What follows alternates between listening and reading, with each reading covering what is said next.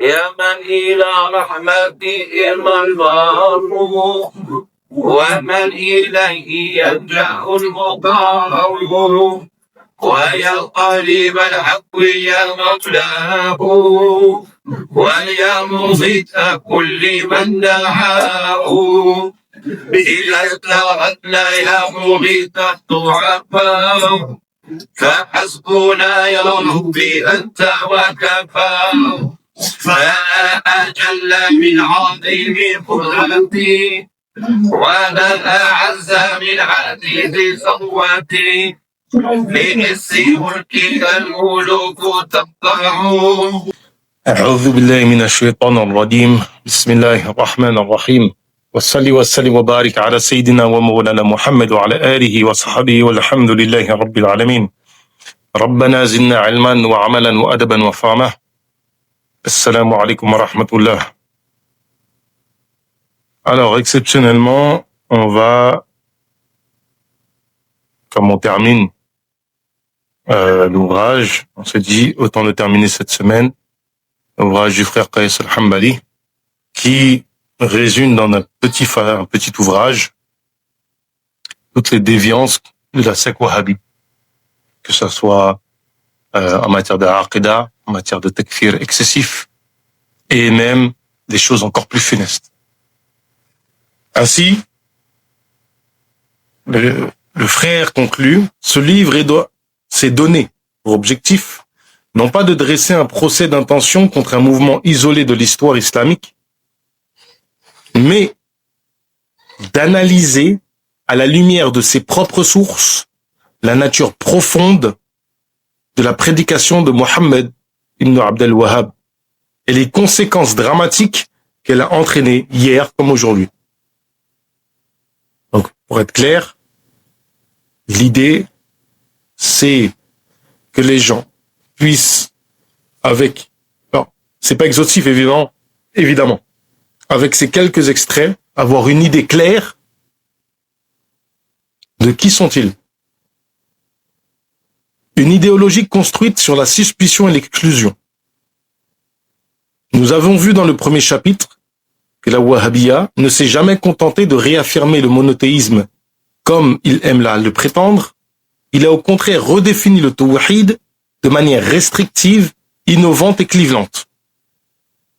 Je répète, il a au contraire redéfini le tawhid de manière restrictive, innovante et clivante.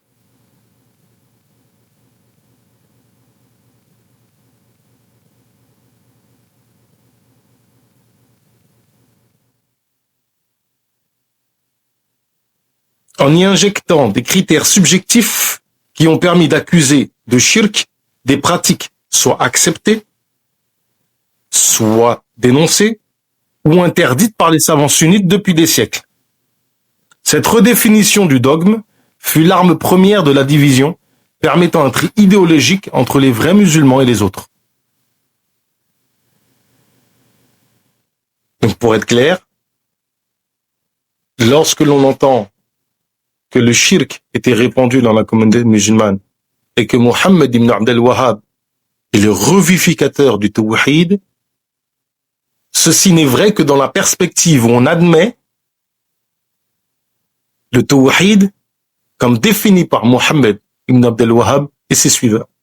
Si on ne l'admet pas, cet axiome, qui est la base sur laquelle se construit leur minhaj, tombe. C'est-à-dire que si vous dites votre affirmation n'a pas de fondement, elle n'est pas sourcée, il n'y a rien d'authentique dedans, ce tajdid, qui n'en est pas un en réalité, cette prétention tajdid tombe.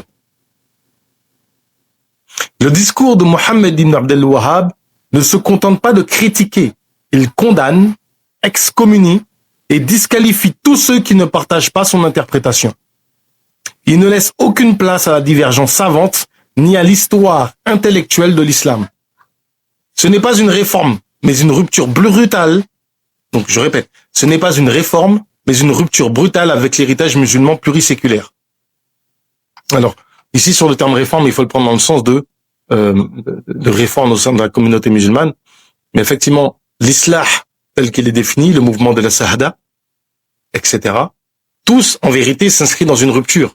Quand un personnage comme Al-Afghani répond à Ernest Renan, d'ailleurs, il faudra lire, on va le lire, Inch'Allah, d'ailleurs, parce que je pense que ça fait partie de ce qu'on doit critiquer. Quand Al-Afghani répond à Ernest Renan en disant que il faut nous laisser le temps que vous avez eu pour chrétiens, hein, vous chrétiens, c'est ça qu'il dit Ernest Renan, pour faire de la raison le critère de référence, c'est une rupture.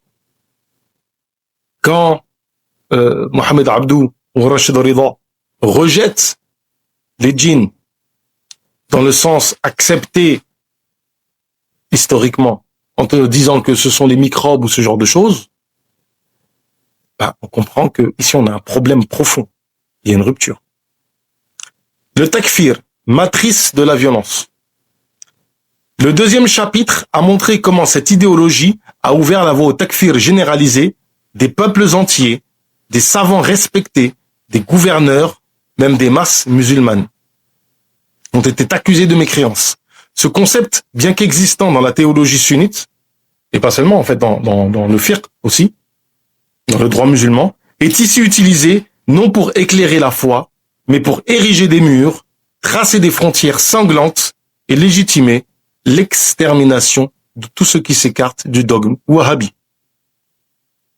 Là où la tradition islamique a toujours manié le takfir avec une grande prudence et retenue, considérant l'apostasie comme un sujet grave, devant être prouvé avec certitude, la wahhabiyya au contraire en fait un instrument banal, extensible à volonté et fondamentalement politique. Parce qu'effectivement, à la suite de ça, on pourra, si ce takfir-là est utilisé comme on l'utilise, on peut, du jour au lendemain, dire le gouverneur n'est pas musulman pour X ou Y raison. C'est ce qui se passe d'ailleurs, et décider de sortir contre lui. D'ailleurs, eux-mêmes, en fait, ont remis ça en question au sein de l'État saoudien. La doctrine en action, massacre et purge au nom du monothéisme. Dans le troisième chapitre, nous avons présenté les récits sanglants rapportés par les auteurs wahhabis eux-mêmes. Ça, c'est important. C'est-à-dire que c'est eux qui rapportent ça. Quand Ibn Bishr dit, c'est Ibn Bishr ou Ibn Rannam, je me rappelle plus c'est lequel des deux. Quand ils disent que les gens de Taïf n'ont pas combattu, qu'ils sont rentrés dans Taïf sans combattre, et qu'ils ont exécuté pas moins de 200 personnes, vous comprenez bien qu'on est au-delà de toute djihad tel que c'est connu. À supposer que ils étaient des mouchriks, comme vous le dites. Est-ce que c'est permis d'agir comme ça? Quelles règles? Dans quel babou djihad on voit ça?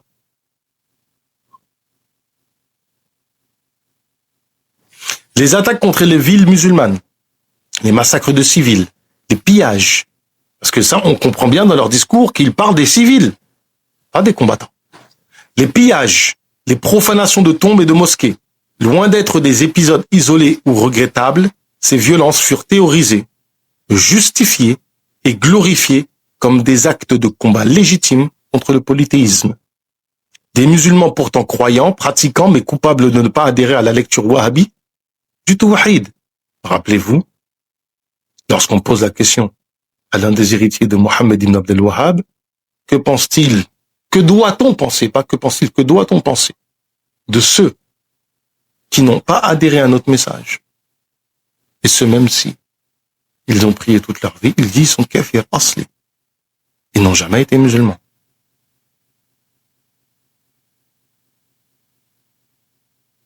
On ne peut donc plus parler ici d'excès ou de dérive. La violence est inscrite dans la matrice même de cette idéologie. Elle n'est pas un accident, mais un fruit logique de son système de pensée. Bien qu'ils aient muté au fil des décennies, ces dérives se sont adaptées aux divers contextes environnants. Quatrième point, une influence toujours aussi active et mutante. Enfin, le quatrième chapitre a permis d'analyser la pénétration contemporaine de la Wahhabiyya dans les sociétés musulmanes actuelles.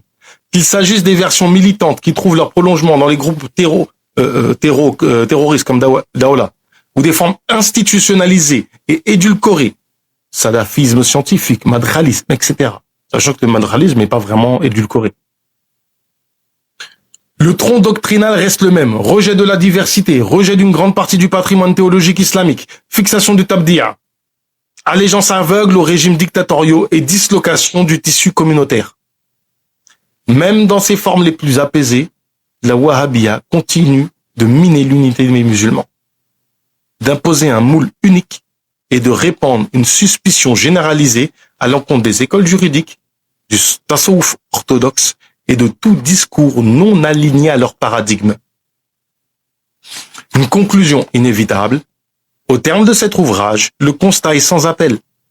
La Wahhabiyya n'a jamais été une simple école de purification spirituelle, mais un projet idéologique totalitaire visant à redéfinir l'islam, à imposer une vision univoque du dogme et à éradiquer tout ce qui échappe à son prisme exclusiviste. La formulation du frère est très intéressante. Qui échappe, c'est-à-dire que si eux ne le comprennent pas,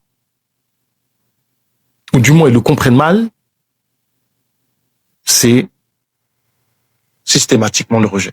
On le voit très bien, le cas qu'on voit au Sénégal, avec les Wahhabis du Sénégal, qui effectivement, comme le frère l'a bien dit, ce ne sont pas vraiment des Wahhabis doctrinaux, ils sont juste anti-soufis, anti-tariqa, tout simplement. Ce mouvement a causé la mort de milliers de musulmans, la destruction de dizaines de sites historiques, la fragmentation du corps communautaire et l'émergence de courants terroristes qui se revendiquent à juste titre de son héritage. Son rejet ne doit pas être perçu comme une question secondaire ou académique, mais comme un devoir éthique, une exigence de lucidité et une condition sine qua non pour la reconstruction d'une pensée islamique équilibrée, enracinée dans la tradition mais ouverte à la complexité du réel. La Wahhabiyya a asséché les sources vives de la tradition, remplacé la sagesse par la suspicion et la miséricorde par l'excommunication. Mais l'âme de cette Ummah, blessée mais vivante, cherche encore la fraîcheur des jardins de la science et la chaleur des cœurs unis. Il est temps de tourner la page de la division, de redonner à l'islam le parfum de sa lumière, un islam qui élève sans exclure, qui éclaire sans brûler, qui rassemble sans écraser. Ça, la conclusion du frère, on est d'accord avec. Il faut un retour fondamental à Ahl-Sunnah wal Jama'a de manière classique et authentique. Toute forme de discours totalement, strictement sectaire, qui consiste à être dans un blâme systématique, que vous nous dites, c'est simple, hein. À partir du moment où nous on dit qu'on les exclut eux, oui on les exclut eux de Ahl-Sunnah wal Jama'a. Ils veulent s'opposer, discuter avec nous tranquillement, en disant on veut effectivement discuter sur nos sources. Il n'y a pas de souci. Mais il faut que vous reconnaissiez vos sources.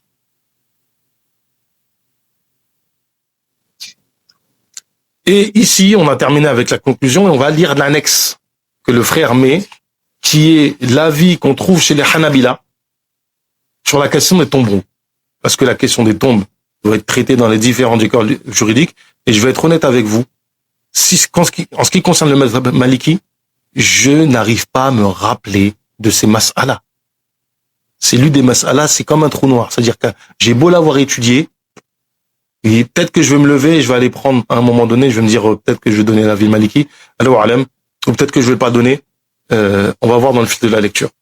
Donc, annexe, les avis de l'école Hanbali sur diverses pratiques liées aux tombes, mausolées ou autres. Alors, afin d'apporter des éléments de réponse et démontrer de manière manifeste le fossé qui sépare l'école Hanbali, ça c'est important parce que le frère ici, il est aussi dans une défense du mazhab Hanbali. Il a fait une maison d'édition qui s'appelle Darul Hanabila, où vous voyez que l'héritage Hanbali n'a rien à voir avec eux. C'est le jour et la nuit. Déjà, les Hanabila sont ceux par contre qui ont été les plus durs avec les Wahhabis. C'est-à-dire que nous, ne venez pas dire que les Shari étaient durs avec eux. Les Hanabila, carrément, on dit, ils sont venus avec une nouvelle religion. Nous, on dit que c'est des Muqtadi'a classiques, des Khawarij.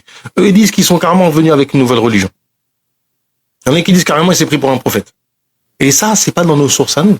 C'est dans les sources des Hanabila traditionnels. Regardez, j'invite tout le monde à regarder les vidéos de Cheikh Youssouf al-Siddiqi al-Hanbali, où il s'écrit en arabe et en français, en arabe et en anglais, excusez-moi. Ouais, non, il est pas tendre. Par exemple, il rapporte avec une riwaya, une parole d'un savant Hanbali dont j'ai oublié le nom, qui dit Al-Wahhabiyya wa al-Qarn shaytan. Ils sont les qarn de shaytan, tout simplement. ils sont les cornes de Shaitan qui sont évoqués dans le hadith. C'est l'avis des Hanabila classiques.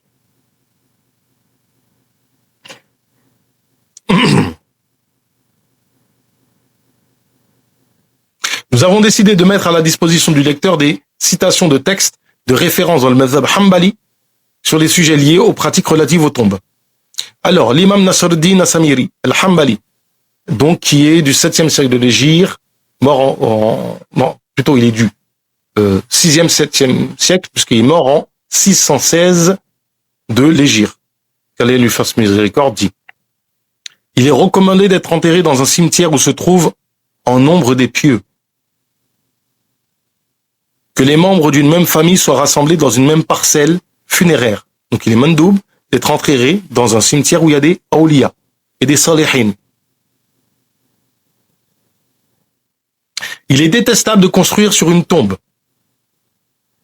que ce soit sur un terrain privé ou non. Chez les Malikis, il y a une divergence entre terrain privé et terrain public. J'ai plus tous les détails en tête, je suis désolé. Il est également détestable. Donc écoutez, c'est makro, c'est pas haram, hein. Il est également détestable de la plâtrer, de la parfumer ou de l'enduire de parfum, de la décorer, d'écrire dessus ou d'embellir la structure en briques. Quant à la question est-il permis d'y bâtir une structure, cela dépend. Si le terrain en question est une propriété privée, donc une structure autour de la tombe. Donc il y a une différence entre plâtrer la tombe et une structure autour de la tombe. Regardez déjà la subtilité du droit musulman.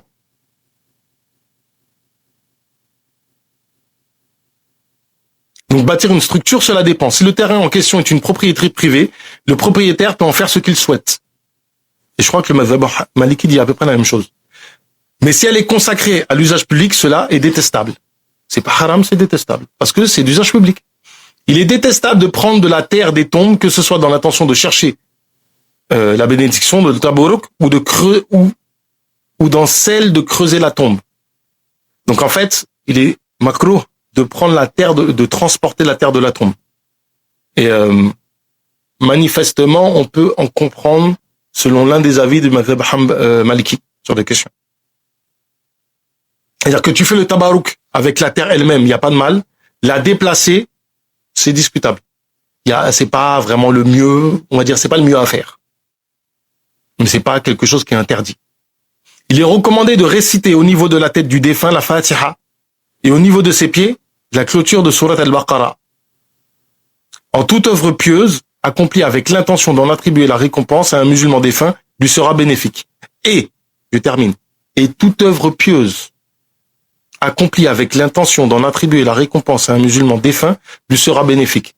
Je connais des gens, lorsqu'on parle par exemple du Magal de Touba, qui consiste justement à faire des adorations et à donner le salaire de cette adoration à Shirul Khadim, il y en a qui m'ont dit c'est du shirk. Sors ça d'où? Non, il n'y a pas de mal. Et ça dans quasiment toutes les écoles. Chez nous, les Malikis, il y a divergence parce que les Maliks considéraient que la sadaqa, oui, la dua, oui, et on a divergé sur la lecture du Coran, mais l'avis retenu, c'est que la lecture du Coran arrive. Parce que il n'y a pas meilleur que dua que la lecture du Coran. Effectivement, le maqam de Shirul Khadim, c'est cher, en fait, c'est un terrain privé en plus. Alors, Ibn Muflih, référent chez les Hanabila, pour ceux qui connaissent un peu le mazhab Hanbali, là, on parle que des références, en fait, dans la fatwa et dans le tahqiq. Dans le tahqiq, c'est-à-dire authentifier l'avis mu'tamad. Chez les Hanabila, le mu'tamad, c'est l'avis que l'imam Ahmed, le dernier avis qu'a eu l'imam Ahmed. Et en fait, il y en a qui vont diverger sur quel est son dernier avis. Donc, Ibn Muflih, référence, dit, donc c'est un élève d'Ibn Taymiyyah, rapporte la parole de son cheikh sur les nazr, c'est-à-dire le vœu pieux, c'est le fait de se rendre obligatoire une nafila, une surrogatoire, effectuée pour autre qu'Allah en ces termes. Notre cheikh Ibn Taymiyyah a dit, quiconque fait le nazr d'allumer une lampe pour le prophète alayhi salatu wassalam, versera sa valeur en somme d'argent à ses voisins habitant dans sa ville. Ceci est meilleur que de compléter entièrement le Coran. Donc, quiconque a fait le vœu, le nazr, d'allumer. Donc en fait, le nazr, si vous voulez, ici, allumer une lampe, c'est pas une adoration. Mais le fait de l'adorer, en fait, faut comprendre la chose. Aujourd'hui, ça nous paraît bizarre parce que dans le Masjid al-Nabawi, si vous y allez, il y a la lumière partout. Mais avant, il n'y avait pas ça. Avant, il fallait allumer une lampe. Et donc, allumer une lampe dans la mosquée du prophète, alayhi salatu wassalam, pour que les gens puissent voir et se guider, ça revient à une œuvre pieuse, en fait. Donc ici, faire ce vœu-là, il dit, cette personne, si elle fait ce vœu-là, elle verse la valeur de la lampe en somme d'argent, de ce qui va, en fait, la valeur de ce qui permet d'allumer la lampe, ou de la lampe elle-même, à ses voisins habitant dans sa ville. Ceci est meilleur que de... Ah ouais, non, dans la ville du prophète, alayhi salatu wassalam. Ah d'accord. Ceci est meilleur que de compléter entièrement le Coran. Ajib. Pour nos frères Tidjani, retenez en fait cette fatwa-là, s'il vous plaît. C'est-à-dire que Ibn Taymiyyah a dit, donnez la valeur de la lampe que vous vouliez allumer dans la mosquée du prophète, alayhi salatu wassalam, c'est meilleur qu'un khatm al-Qur'an.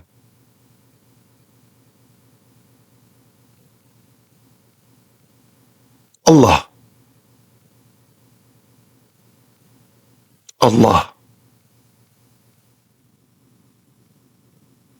Ya Rabbi. Subhanallah. Il dit également sur le sujet, Ibn Razin a donné priorité à l'avis selon lequel le vœu pieux d'accomplir un péché est un vœu vain. Il a dit, le fait d'accomplir un vœu pieux à autre qu'Allah, comme de le vouer à un cheikh déterminé, encore en vie, dans le but de solliciter son aide, isti'ana, et de satisfaire un besoin, est semblable à jurer par autre qu'Allah. Donc un petit shirk. Shirk asghar, qui ne fait pas sortir de l'islam. D'autres ont dit qu'il s'agit d'un vœu de désobéissance, et c'est aussi l'avis de notre cher Ibn Taymiyyah. Donc comprendre en fait la problématique. Un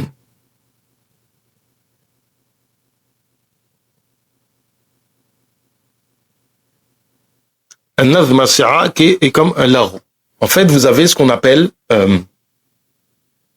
le Yamin Ramos. En fait, c'est le fait de jurer, c'est une analogie si vous voulez. Quand vous jurez par autre qu'Allah, par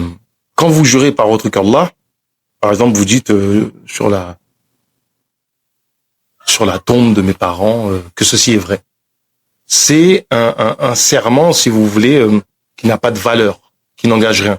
Ou si vous dites, je jure sur la tombe de mes parents que je vais faire cela. Plutôt voilà. Je jure sur la tombe de mes parents que je vais faire cela. Déjà, il y a un péché dedans.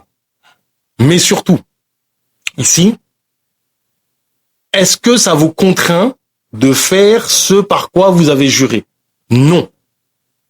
C'est ça qui est dit ici. En fait, il faut comprendre les mas'ala du Babu Yamin et Nadr. Ils sont très peu, en fait, à avoir étudié. Et donc, en fait, pour Ibn Taymiyyah, c'est juste un vœu de désobéissance. C'est-à-dire que ça n'a aucune implication. C'est un péché, faqat, ça s'arrête là. C'est même pas du shirk.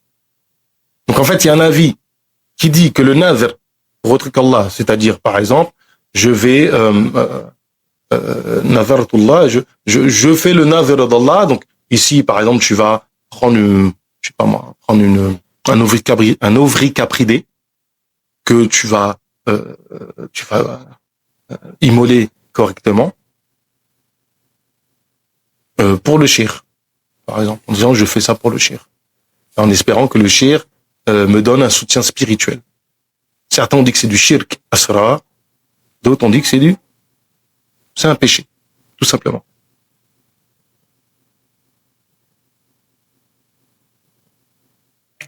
Le Cheikh Mansour ibn Yunus al-Buhuti, pareil, référence dans le Tahqiq. Ça, Kashaf al-Qina'. Kashaf al-Qina', c'est un livre de référence pour la fatwa chez les Hanabila. Il dit, il est makruh, yukrahu, on déteste, de passer la nuit près de la tombe, de la plâtrer, de l'orner, de la parfumer, de l'embrasser, de faire le tawaf autour d'elle. Ah, c'est même pas haram. Pour nous, c'est haram, c'est une bid'a. Eux, ils ont dit makruh. Dit utiliser de l'encens. Dit écrire dessus, de chercher la guérison d'une maladie avec sa terre. Makruh, haram. Tout ceci est détestable car cela provient des bid'a, des innovations. C'est une bid'a. Eh ben, c'est sympa comme madhab, non? Bref. L'imam Moussa ibn al-Hajawi, lui qui, alors Ibn Muflih, je suis désolé, j'ai pas dit les dates, Ibn al-Buhuti. Donc Ibn Muflih, la date c'est 762, 8e siècle. Al-Buhuti, il décède en 1051, donc il est du 11e siècle. Et Al-Hajawi, Al-Hujoui aussi on dit je crois, c'est 968. Il est makruh de construire sur une tombe, que la construction soit en contact direct avec le sol ou non. Même si cela se fait sur un terrain lui appartenant, et que cela prenne la forme d'un dôme ou autre, en raison de l'interdiction explicite à ce sujet. Ibn al-Qayyim dit dans Irathat al-Lahfan, il est obligatoire de démolir les coupoles construites au-dessus des tombes, car elles ont été érigées sur la base d'une désobéissance au messager alayhi salatu wassalam. Fin de citation. Très intéressant, c'est-à-dire que c'est makruh, mais c'est haram de la détruire. En fait, il n'y a pas d'idée que comme c'est makruh, ça va être juste recommandé de la détruire. C'est très intéressant. Pour quelqu'un qui s'intéresse en fait aux subtilités du droit musulman. Et si la construction se fait dans un terrain public, la détestation est encore plus sévère. D'un avis rapporté, il est interdit de construire un bien de dotation. Dans un bien de dotation, ce qu'on appelle un waqf. En fait, un bien de main morte, c'est-à-dire qu'un bien que vous possédez, mais l'usufruit, la jouissance du bien, est à une tierce personne. Il est makruh, détestable, d'ajouter de la terre venant d'ailleurs sur la tombe, sauf en cas de nécessité. Il est également détestable. Alors ici, en fait, on comprend, c'est parce qu'effectivement, c'est quelque chose que quelqu'un comme moi pourrait faire, prendre de la tombe, par exemple, de la tombe d'un wali, par exemple de Shurul Khadim, ou de n'importe quel awliya chez nous, ou même du prophète, alayhi salatu wassalam, ou d'un wali, et la mettre dans ma tombe pour la baraka. Là, manifestement, ils disent que c'est makruh. D'y passer la nuit, de la plâtrer, de la décorer, de l'enduire de parfum ou de musc, de l'embrasser, de tourner autour d'elle. Ça, c'est vraiment, ça m'étonne, hein. De l'encenser, d'écrire des requêtes pour les y déposer. De les enfoncer dans les fissures de la tombe. Ça, c'est quelque chose qui se fait, effectivement. Des gens qui font des doigts et qui les ferment et qui mettent, en fait, dans les interstices. De rechercher la guérison à travers sa terre. D'y écrire des inscriptions, de s'y asseoir, de marcher dessus. Tout ça, c'est makruh. Le visiteur se tient debout face à la tombe et s'en approchant, il n'y a aucun mal à la toucher de la main. Quant au fait de s'y frotter, d'y prier ou de s'y rendre dans le but d'y faire des invocations en croyant que l'invocation à cet endroit est meilleure qu'ailleurs, ou encore d'y faire un vœu ou des actes similaires, le cheikh, c'est-à-dire Ibn Taymiyyah, a dit à ce sujet, cela ne fait pas partie de la religion des musulmans, mais relève des innovations blâmables, nouvellement introduites, qui sont parmi les formes dérivées du shirk. Donc c'est makruh chez eux, et c'est détestable. Voir ici, une bid'a blâmable, donc peut-être haram. Donc s'y frotter, haram, le fait de prier. Donc je pense que prier par de Salah. Ouais. Tasmih bihi wa salah, indahu. Le fait d'aller faire dua spécifiquement à côté. Le fait de croire que la dua est meilleure à côté. Ça, c'est des questions sur lesquelles il y a de divergence. Le Cheikh Mar'i al-Karimi, lui, il décède en 1033 de l'Hégire. Pareil, tout ça, c'est que des références dans le tahqiq. Il est détestable de décorer la tombe, de la plâtrer, de la parfumer à l'encens, de l'embrasser, de tourner autour d'elle, de s'y adosser, d'y passer la nuit, d'y rire, d'y parler de choses mondaines, d'écrire dessus, de s'y asseoir, d'y construire, d'y marcher en chaussures. Ah, sauf s'il y a crainte de ronces ou d'autres choses nuisibles. Il est interdit d'éclairer les tombes à la lumière, d'enterrer dans une mosquée, d'enterrer dans la propriété d'autrui sans autorisation et de déterrer les tombes. Al-Iqna', donc référence dans la fatwa. Le défunt reconnaît son visiteur le vendredi avant le lever du soleil. Il est affecté par les actes blâmables commis près de lui et profite des actes des biens accomplis à proximité. Très intéressant. Il a dit également sur le fait de demander aux morts de faire des invocations en leur faveur, qui est une forme d'istiratha, ce qui suit. Alors ça, on parle d'Al-Karmi. Il dit, quant à demander des invocations aux morts, qu'ils soient prophètes, pieux ou autres, cela n'est pas légiféré. Il ne nous est pas permis de dire aux morts, demande à ton Seigneur pour nous, ou des paroles semblables, car aucun des compagnons ni des successeurs tabi'in ne se sont livrés à de telles pratiques. Ça, c'est l'avis des Hanabila, on n'est pas d'accord avec ça. Au contraire, on rapporte que cela a été fait. Le Cheikh Abdelrahman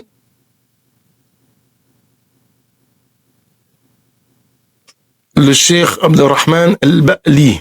C'est le Ba'li ou al-Ba'li? Al-Ba'li. Lui, il meurt, donc il est du 12e siècle, en 1192. Donc lui, c'est un contemporain de Mohammed ibn Abdel Wahhab.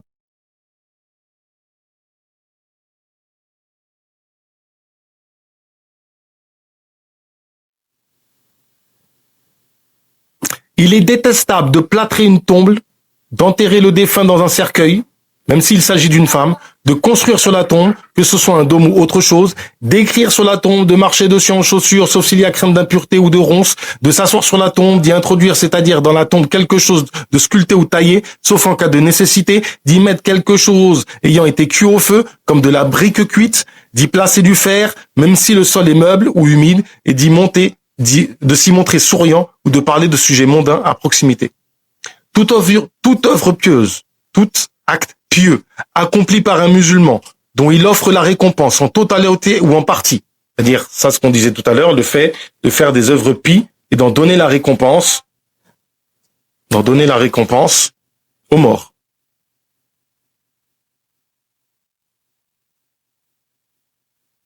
Lui sera profitable. Alors non, même, excusez-moi, je reprends. Toute œuvre pieuse, accomplie par un musulman, et dont il offre la récompense en totalité ou en partie à un autre musulman, qu'il soit vivant ou défunt, lui sera profitable, car la récompense parvient bel et bien à celui à qui il est destiné, même s'il s'agit du messager d'Allah, alayhi salatu wassalam. Certains ont posé comme condition que l'intention d'en faire don soit formulée au moment de l'acte ou avant. Les Malikines, on considère on fait l'acte et ensuite on donne la récompense. C'est-à-dire qu'il faut qu'on ait accompli l'acte avant d'en faire la récompense. C'est l'avis de l'école.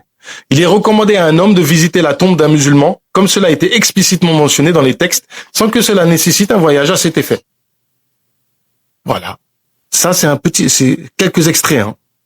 Le lecteur pourra constater avec analyse des textes susmentionnés, relatifs au jugement juridique lié aux tombes, tel qu'il apparaît dans les ouvrages des savants Hanbali classiques, une approche fondée sur la pondération, la discipline juridique et les préservations de la sacralité, tout en reconnaissant les dérives possibles et les usages populaires excessifs. Il y a une fatwa de Shirul Khadim où il reprend le Hajj, Ibn al-Hajj, l'auteur du Badkhal, qui serait intéressant, je vais la reprendre de ces quatre, Inch'Allah. Ça peut être intéressant de la tracer. Ce corpus repose sur une classification rigoureuse des actes, de ce qui est recommandé, mustahab, détestable, makrouh, ou permis, mubah, voire interdit, haram, mais toujours dans le cadre d'un fiqh raisonné sans précipitation au takfir, ni suspicion systématique de polythéisme. Très intéressant. Parce qu'effectivement, j'ai quasiment pas vu il y a juste peut-être une fatwa où on aurait pu supposer que c'était haram. Mais tout le reste, c'est que d'al-karaha. Dites-vous que je suis étonné de l'avis sur le tawaf. Pour moi, il me semble que nous, l'avis, c'est que c'est bid'a, c'est haram chez les Malikis.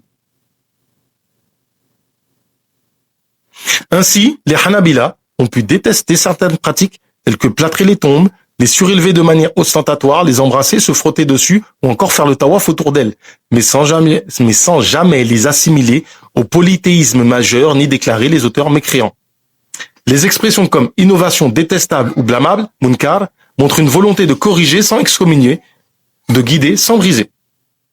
À l'inverse, la doctrine wahhabi a fait de ces mêmes actes non seulement des innovations, mais des formes de shirk majeures, justifiant ainsi le takfir des musulmans, la violence contre les populations et même la destruction de tombes, de compagnons et de pieux, comme on l'a vu à Médine. Wallah, et si vous allez à Baqi, vous allez pleurer toutes les larmes de votre corps. Vous allez dire, c'est pas possible, on n'a pas fait ça. On ne sait plus qui est qui. impossible de savoir quel compagnon est là. C'est abominable. Ce glissement d'une détestabilité jurisprudentielle à une accusation de shirk akbar constitue la fracture centrale entre le mazhab hanbali classique et la wahhabia. Et vraiment, ça c'est la pire des bid'a. De grands imams hanbali comme Ibn Qudama, Al-Majduddin, si je me trompe pas, c'est le grand-père d'Ibn Taymiyyah. Majduddin Ibn Taymiyyah. Al-Hajawi, ou même Ibn Taymiyyah, malgré certaines sévérités, n'ont jamais, là c'est pour Ibn Taymiyyah, parce que certaines paroles d'Ibn Taymiyyah, ne sont pas forcément à l'avis de l'école, n'ont jamais établi une équivalence automatique entre les pratiques autour des tombes et l'apostasie. Même lorsque l'erreur était blâmée, elle restait dans le registre de l'enseignement et de la réforme, non dans celui du sang et de la guerre. Ce n'est qu'avec la Da'wa Najdiya que s'opère une mutation radicale. Ces excès et abus concernant certains musulmans vis-à-vis des tombes deviennent des critères de foi ou de mécréance. Des pratiques tolérées, détestables, voire interdites, deviennent des preuves de polythéisme et les musulmans eux-mêmes deviennent la première cible de cette lecture dévoyée du Tawhid. Qu'Allah récompense le frère pour le travail qu'il a fait, alhamdulillah, et j'invite tout le monde à le soutenir, ne serait-ce qu'en achetant des ouvrages dans sa maison d'édition. On espère que des frères comme lui et d'autres vont continuer en fait à œuvrer dans le khair pour la communauté française, de telle façon que Ahl-Sunnah wal Jama'a reprenne sa place et ses droits dans le monde francophone. Rabbana zinna ilman wa amalan wa adaban wa fahma wa hab lana ikramu fi tilawa khairan kathira min kulli halawa wa salli wa sallim wa barik ala sayyidina wa mawlana Muhammad wa ala alihi wa sahbihi walhamdulillahi rabbil alamin.